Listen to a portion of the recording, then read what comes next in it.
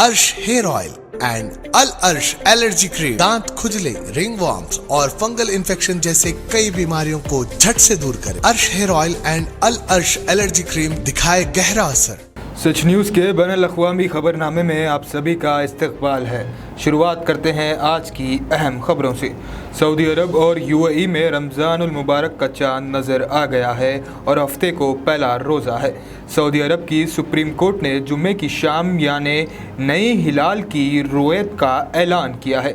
Saudi अरब के एक छोटे गांव में वाक़े रसदगाह ने रमज़ान का चांद दिखने की तस्दीक की है। ये गांव सऊदी कैपिटल रियाद से 140 किलोमीटर शुमाल में वाक़े है। गल्फ़ के 4 दूसरे ममालिक बहरीन, कुवैत, कतर और यूएई ने भी हफ्ते के रोज़ माह सियाम का आगाज़ का ऐलान किया है, जबकि ओमान ने कहा है कि इसके यहाँ रमज़ान का आगाज़ एक दिन बाद इतवार को होगा। मुसलमान रमज़ान के महीने में बदानी और माली इमदाद का खूब एहतमाम करते हैं। वो दिन में रोज़ा रखते हैं और रातों को नमाज तरावी का एहतमाम करते हैं। गरीबों को सदका, ज़कात, खैरात करते हैं और ख़त्म रमज़ान पर गरीबों को ईद की खुशियों में शरीक करने के लिए सदक़े फ़ित्र देते हैं।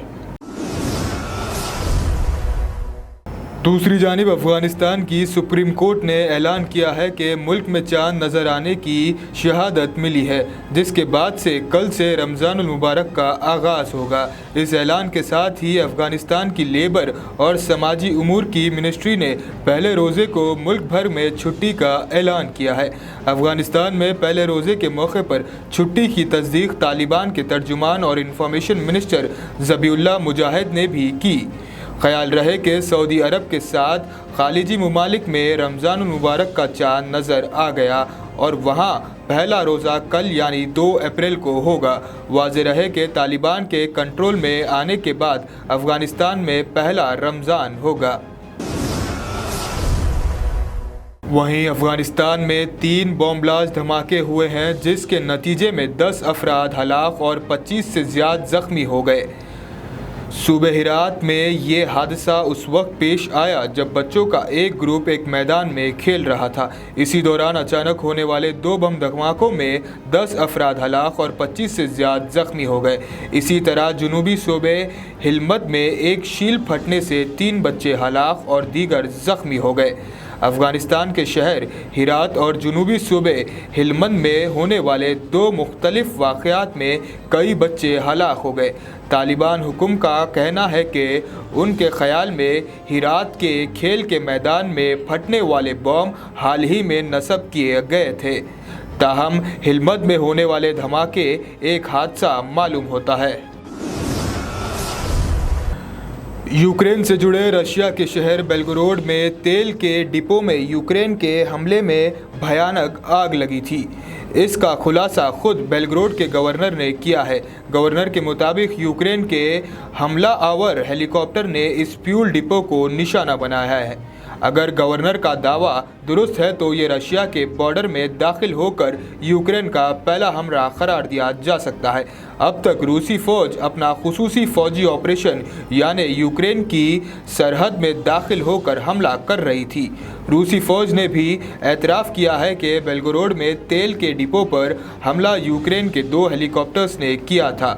बहुत नीची परवेज़ करते हुए इन दोनों हेलीकॉप्टर्स ने मिसाइल दागे और इस फ्यूल टैंक को उड़ा दिया।